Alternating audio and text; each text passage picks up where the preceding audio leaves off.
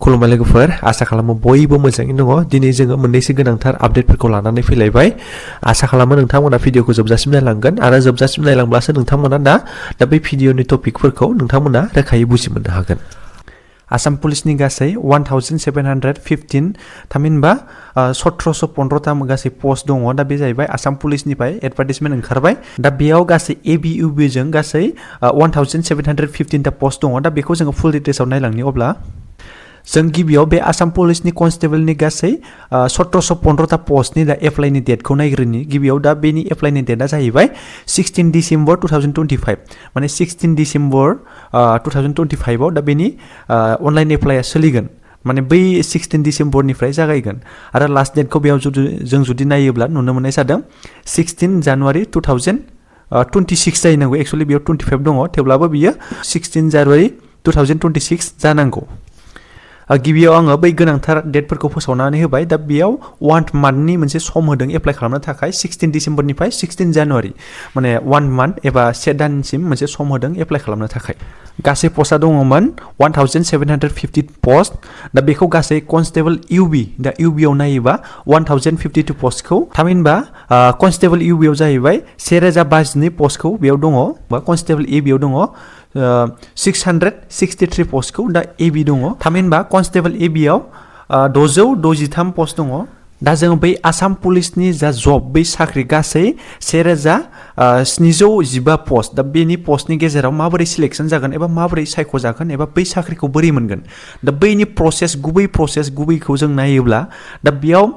गासै जोङो इउबिनि पोस्ट दंमोन दा इउबिनि थाखाय सिलेक्शना बोरै जागोन एबा बोरै जों इउबि पोस्टखौ जों मोननो हागोन नाम्बार एआव जों जुदि नायोबा फिजिकल एफिशिएन्सि टेस्ट दा बे जाबाय रानिं दा खारनाय मोनसे दङ दा बे मोनसे थाहैबाय दा जुदि खारनायाव पास जायोब्ला सेकेन्डआव जाहैगोन नाम्बार बी रिटेन टेस्ट दा रिटेन टेस्ट दङ सेकेन्डआव थार्ड नाम्बार सीआव नायोब्ला अरेल एबा फाइभा मोनसे जागोन दा फाइभायावबो पास जायोब्ला दा बेनि उनाव लास्ट मोनसे सिलेक्शन प्रसेसआ जाहैबाय एकाडेमिक माने दा सपोज हमनानै लायोब्ला दा 10 क्लासनि मार्क एबा एचएस पास जादोंब्ला एचएसनि मार्क दा बै मोननैखौ नायनानै एकाडेमिक स्कोर माने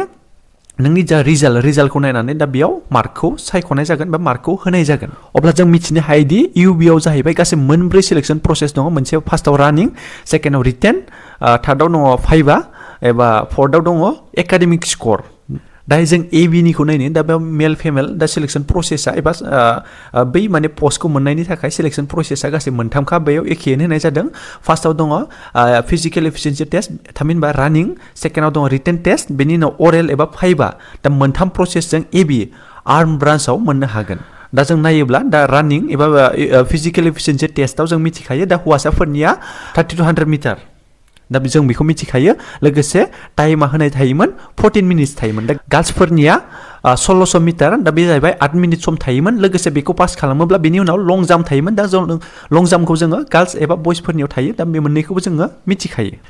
लोगोसेनो दा सिनाप थायो सिनापआ गासै 14 सिनाप थायो दा बे एबिआव थायो बियो जुदि 14 बार सिनाप हायोब्ला दा बेयाव 20 मार्क्स मोनो जों बेखौ मिथिखायो आरो जों बेखौबो रोखायै मिथिखागौदि माने इउबिनि पोस्टनि थाखाय नों क्वालिफाइ जानोब्ला दा बेयाव जोङो रानिंनि समावनो रानिंनि उनाव लं जाम्पल' जायो दा बेखौ जों मिथिखायो लोगोसे एबि होननानै बुङोब्ला दा एबिआव बेयाव रानिंनि उनाव लं जाम्प जागोन लं जाम्पनि उनाव दा सिनाप खालामनांगोन अब्लासो दा बे एबिआव क्वालिफाइ जानो हायो अब्ला लोगोफोर आं नोंथांमोननि सिगाङाव इम्पर्टेन्ट डेटफोरखौ आं फोसावखाबाय दा नोंथांमोना बै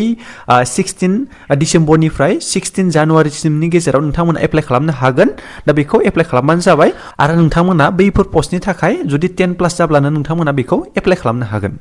अब्ला लोगोफोर नोंथांमोननि साननायखौ दा कमेन्टनि गेजेरजों फोरमायहर अके गोजोन्थों